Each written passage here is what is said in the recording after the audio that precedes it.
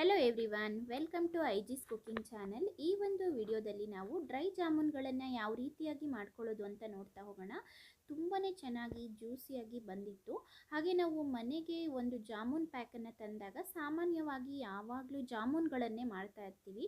ಈ ರೀತಿ ಡ್ರೈ ಜಾಮೂನನ್ನು ಸಹ ಮನೆಯಲ್ಲಿ ಟ್ರೈ ಮಾಡಿ ತುಂಬಾ ಟೇಸ್ಟಿಯಾಗಿ ಬಂದಿತ್ತು. ಇದನ್ನು ಹೇಗೆ ಮಾಡೋದು ಅಂತ ನೋಡೋಣ. ಅದಕ್ಕಿಂತ ಮುಂಚೆ ಯಾರೆಲ್ಲ ಚಾನಲ್ನ ಸಬ್ಸ್ಕ್ರೈಬ್ ಆಗಿಲ್ಲ ಫ್ರೈ ಮಾಡ್ಕೊಳ್ಳಿ. ಹಾಗೆಯೇ ಇದನ್ನು ಮಾಡಲಿಕ್ಕೆ ನೋಡಿ, ಪಾತ್ರೆನ ಇಟ್ಕೊಂಡಿದ್ದೀನಿ ಗ್ಯಾಸ್ ಮೇಲೆ. ಹಾಗೆ 1 ಕಪ್ಪಷ್ಟು ಸಕ್ಕರೆಯನ್ನು ಹಾಕ್ಕೊಳ್ತಾ ಇದ್ದೀನಿ. ಹಾಗೆ ಅದೇ ಕಪ್ ಅಳತೆಯ ಒಂದು ಲೋಟದಲ್ಲಿ ನೀರನ್ನು 1 ಲೋಟದಷ್ಟು ಹಾಕ್ಕೊಳ್ತಾ ಇದ್ದೀನಿ. ನಾವು 1 ಕಪ್ಪಷ್ಟು ಸಕ್ಕರೆ ತಗೊಂಡ್ರೆ 1 ಕಪ್ಪಷ್ಟು ನೀರನ್ನು ಹಾಕ್ಕೊಳ್ಬೇಕು. ಈಗ ನೋಡಿ, ಇದು ಚೆನ್ನಾಗಿ ಕುದಿ ಬರ್ತಿದೆ. ಅಲ್ಲಿ ತನಕ ಚೆನ್ನಾಗಿ ಕುದಿಸ್ಕೊಳ್ಬೇಕಾಗತ್ತೆ. ಹಾಗೆಯೇ ಇದು ಕುದಿ ಬಂದ ನಂತರ ಇದಕ್ಕೆ ಸ್ವಲ್ಪ ಏಲಕ್ಕಿ ಪುಡಿಯನ್ನು ಸಹ ಸೇರಿಸ್ಕೊಳ್ಬೇಕು. ಫ್ಲೇವರು ತುಂಬಾ ಚೆನ್ನಾಗಿರುತ್ತೆ. ನಾನಿಲ್ಲಿ ಒಂದು ಅರ್ಧ ಚಮಚದಷ್ಟು ಸೇರಿಸ್ಕೊಂಡಿದ್ದೀನಿ. ಇದನ್ನು ಈಗ ಚೆನ್ನಾಗಿ ಕುದಿಲಿಕ್ಕೆ ಬಿಡೋಣ. ಹಾಗೆಯೇ ನೋಡಿ, ಇಲ್ಲಿ ನಾನು ಗುಲಾಬ್ ಜಾಮೂನ್ ಇನ್ಸ್ಟೆಂಟ್ ಮಿಕ್ಸನ್ನು ಉಪಯೋಗಿಸ್ತಾ ಇದ್ದೀನಿ. ಆಶೀರ್ವಾದವರ ಗುಲಾಬ್ ಜಾಮೂನ್ ಇನ್ಸ್ಟೆಂಟ್ ಮಿಕ್ಸ್ ಪೌಡರನ್ನು ನೋಡಿ ಹಾಕ್ಕೊಳ್ತಾ ಇದ್ದೀನಿ. ಇದಕ್ಕೆ ಒಂದು ಸಣ್ಣ ಲೋಟದಲ್ಲಿ ನೀರನ್ನು ತಗೊಂಡು ಸ್ವಲ್ಪನೇ ನೀರನ್ನು ಹಾಕ್ಕೊಂಡು ಕಲಿಸ್ತಾ ಹೋಗಬೇಕು. ಫಸ್ಟ್ ಗಂಟುಗಳನ್ನು ಸ್ವಲ್ಪ ನೋಡಿ ಈ ರೀತಿ ಕೈಯಿಂದನೇ ಹೊಡ್ಕೊಳ್ಳೋಣ. ನಂತರ ಸ್ವಲ್ಪನೇ ನೀರನ್ನು ಹಾಕ್ಕೊಳ್ತಾ ಕಲಿಸ್ಕೊಳ್ತಾ ಹೋಗಬೇಕು. ನೋಡಿ, ಒಂದೇ ಸತಿ ನೀರನ್ನು ಹಾಕ್ಕೊಂಡ್ರೆ ಹಿಟ್ಟು ಮೆತ್ತಗಾಗುತ್ತೆ. ಹಾಗಾಗಿ ನೋಡಿ, ಸ್ವಲ್ಪನೇ ನೀರನ್ನ ಹಾಕ್ಕೊಂಡು ಕೈಯಿಂದ ಈ ರೀತಿ ಚೆನ್ನಾಗಿ ಕಲಸಿ ತಗೊಳ್ಬೇಕಾಗತ್ತೆ. ನಾನು ತಗೊಂಡಿದ್ದಂತಹ ಒಂದು ಚಿಕ್ಕ ಲೋಟ ನೀರಲ್ಲಿ ಇನ್ನೂ 1/4 ಲೋಟದಷ್ಟು ಹಾಗೆ ಉಳ್ಕೊಂಡಿತ್ತು. ನೋಡಿ, ಇಷ್ಟು ನೀರು ಸಾಕಾಗಿದೆ ಇದಕ್ಕೆ. ಇದನ್ನು ಈಗ ಚೆನ್ನಾಗಿ ನಾದ್ಕೊಳ್ಳೋಣ. ನೋಡಿ, ಈ ರೀತಿ ಚೆನ್ನಾಗಿ ಕಲಿಸ್ಕೊಂಡ್ರೆ ಎಲ್ಲೂ ಸಹ ಒಡೆಯೋದಿಲ್ಲ ಜಾಮೂನ್ ಉಂಡೆಗಳು. ಹಾಗಾಗಿ ಈ ರೀತಿ ಚೆನ್ನಾಗಿ ನಾದ್ಕೊಳ್ಬೇಕು. ಈ ರೀತಿ ಮಾಡಿ ತಗೊಳ್ತಾ ಇದ್ದೀನಿ. ಹಿಟ್ಟನ್ನು ನಾವು ಕಲಿಸುವಾಗ ಈ ರೀತಿ ಚೆನ್ನಾಗಿ ಕಲಿಸ್ಕೊಳ್ಬೇಕಾಗತ್ತೆ. ನೋಡಿ, ಈಗ ಇದಕ್ಕೆ ಒಂದು ಚಮಚದಷ್ಟು ಎಣ್ಣೆನ ಹಾಕ್ಕೊಂಡು ಇನ್ನೊಂದು ಸತಿ ಹಿಟ್ಟನ್ನು ಚೆನ್ನಾಗಿ ಕಲಿಸ್ಕೊಳ್ಳೋಣ. ಆಗ ಇನ್ನೂ ಸಹ ಸ್ಮೂತಾಗಿ ಚೆನ್ನಾಗಿ ಬರುತ್ತೆ. ನೋಡಿ, ಈ ರೀತಿ ಮಾಡೋದ್ರಿಂದ ಉಂಡೆಗಳು ಒಡೆಯೋದಿಲ್ಲ. ಎಣ್ಣೆಗೆ ಹಾಕಿದಾಗ ಚೆನ್ನಾಗಿ ಬರುತ್ತೆ ಜಾಮೂನ್ ಉಂಡೆಗಳು. ನೋಡಿ, ಈ ರೀತಿ ಕಲಸಿ ತಗೊಳ್ತಾ ಇದ್ದೀನಿ.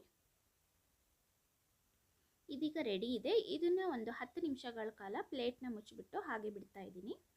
ನೋಡಿ, ಈಗ 10 ನಿಮಿಷ ಆದ ನಂತರ ಇದನ್ನು ತೆಗೆದುಬಿಟ್ಟು ನಾವು ಉಂಡೆಗಳನ್ನಾಗಿ ಮಾಡ್ಕೊಳ್ಬಹುದು. ಇದನ್ನ ನಮಗೆ ಯಾವ ಗಾತ್ರಕ್ಕೆ ಬೇಕು ಡ್ರೈ ಜಾಮೂನು ಆ ಗಾತ್ರಕ್ಕೆ ಉಂಡೆಗಳನ್ನು ಮಾಡ್ಕೊಳ್ಳೋಣ.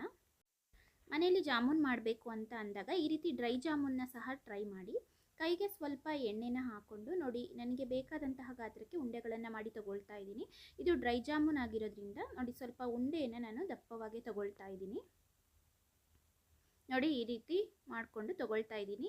ಉಂಡೆಯಲ್ಲಿ ಎಲ್ಲೂ ಸಹ ಸೈಡಲ್ಲಿ ಒಡಕು ಇರಬಾರ್ದು. ನೋಡಿ, ಆ ರೀತಿಯಾಗಿ ನಾವು ಉಂಡೆ ಮಾಡಿ ತಗೊಳ್ಬೇಕಾಗತ್ತೆ. ಈ ರೀತಿ ರೌಂಡ್ ಶೇಪಲ್ಲಿ ಉಂಡೆಗಳು ಬಂದಿರಬೇಕು.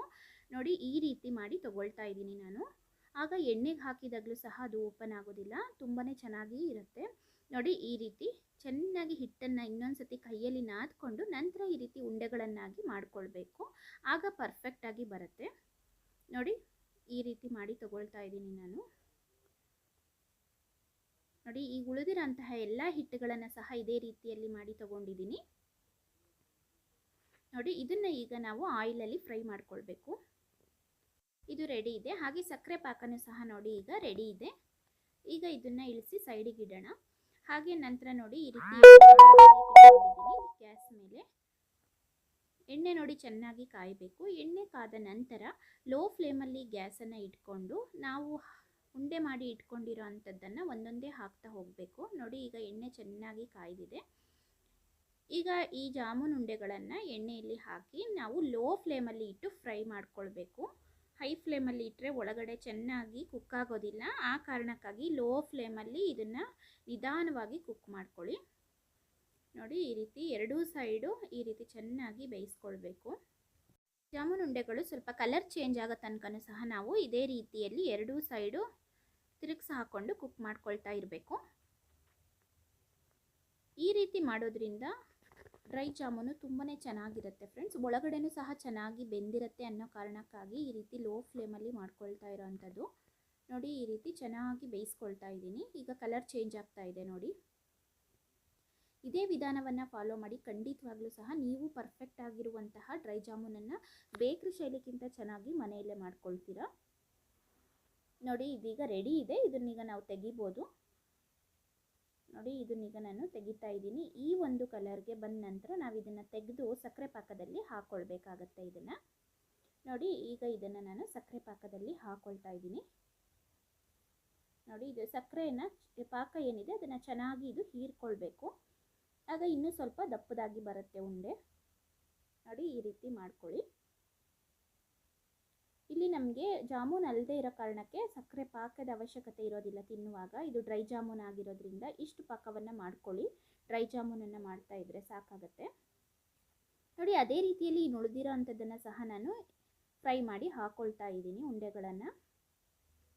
ನೋಡಿ ಇದನ್ನು ಸಹ ಹಾಕೊಳ್ತಾ ಇದ್ದೀನಿ.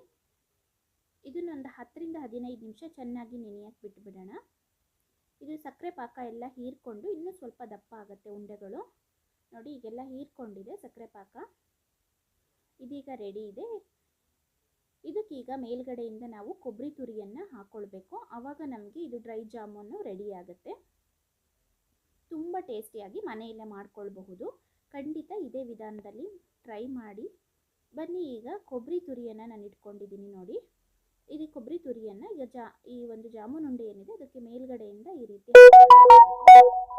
ಕೊಬ್ಬರಿಯನ್ನು ಕಟ್ ಮಾಡಿ ಮಿಕ್ಸಿಯಲ್ಲಿ ಹೊಡೆದು ಈ ರೀತಿಯಾಗಿ ತೊಗೊಂಡಿದ್ದೀನಿ ಕೊಬ್ಬರಿ ತುರಿಯನ್ನು. ಹಾಗೆ ನೋಡಿ ಈ ರೀತಿ ಸ್ಪ್ರೆಡ್ ಮಾಡ್ಕೊಳ್ಬೇಕಾಗತ್ತೆ ನಾವು ಇದ್ರ ಮೇಲ್ಗಡೆಗೆ ಕೊಬ್ಬರಿ ತುರಿಯನ್ನು. ನೋಡಿ ಈ ರೀತಿ ಹಾಕೊಳ್ತಾ ಇದ್ದೀನಿ. ಜಾಮೂನ್ ಉಂಡೆಗಳನ್ನು ತಗೊಂಡು ಈ ರೀತಿ ಮೇಲ್ಗಡೆಯಿಂದ ಕೊಬ್ಬರಿ ತುರಿಯನ್ನು ಹಾಕಿದರೆ ನಮಗೆ ಡ್ರೈ ಜಾಮೂನು ರೆಡಿ ಆಗುತ್ತೆ. ಎಲ್ಲದನ್ನು ಸಹ ಇದೇ ರೀತಿಯಲ್ಲಿ ಮಾಡಿ ತಗೊಂಡಿದ್ದೀನಿ. ನೋಡಿ ತುಂಬ ಯಮ್ಮಿ ಆಗಿರುವಂತಹ ಜ್ಯೂಸಿ ಆಗಿರುವಂತಹ ಈ ಒಂದು ಡ್ರೈ ಜಾಮೂನು ರೆಡಿಯಾಗಿದೆ. ಖಂಡಿತವಾಗ್ಲೂ ಸಹ ಮನೆಯಲ್ಲಿ ಟ್ರೈ ಮಾಡಿ. ಹೇಗೆ ಬಂತು ಅಂತ ನನಗೆ ಕಾಮೆಂಟ್ ಬಾಕ್ಸಲ್ಲಿ ತಿಳಿಸೋದನ್ನು ಮರಿಬೇಡಿ. ಹಾಗೆ ಇನ್ನಷ್ಟು ಈಸಿ ರೆಸಿಪಿಗಳಿಗಾಗಿ ಈ ಒಂದು ಐಜಿಸ್ ಕುಕಿಂಗ್ ಚಾನಲನ್ನು ತಪ್ಪದೇ ಸಬ್ಸ್ಕ್ರೈಬ್ ಮಾಡ್ಕೊಳ್ಳಿ. ಹಾಗೆ ನಾನು ಹಾಕ್ತಾ ಇರುವಂತಹ ಎಲ್ಲ ವಿಡಿಯೋಗಳು ನಿಮಗೆ ಇಷ್ಟ ಆಗ್ತಿದ್ರೆ ದಯವಿಟ್ಟು ವಿಡಿಯೋವನ್ನು ಲೈಕ್ ಮಾಡಿ, ಸಬ್ಸ್ಕ್ರೈಬ್ ಮಾಡಿ, ಹಾಗೆ ಫ್ರೆಂಡ್ಸ್ಗಳಿಗೂ ಸಹ ಶೇರ್ ಮಾಡೋದ್ರ ಮೂಲಕ ಸಪೋರ್ಟ್ ಮಾಡಿ. ನೋಡಿ ಫ್ರೆಂಡ್ಸ್, ಇದರಲ್ಲಿ ಒಂದು ಹೇಗೆ ಬಂದಿದೆ ಅಂತ ನಾನು ತೋರಿಸ್ತಾ ಇದ್ದೀನಿ. ತುಂಬಾ ಚೆನ್ನಾಗಿ ಬಂದಿತ್ತು. ಒಳಗಡೆನೂ ಸಹ ಜ್ಯೂಸಿಯಾಗಿ ಬಂದಿದೆ, ಚೆನ್ನಾಗಿ ಸಹ ಬೆಂದಿತ್ತು. ಈ ರೀತಿಯಲ್ಲಿ ಮಾಡ್ಕೊಳ್ಳಿ. Thank you.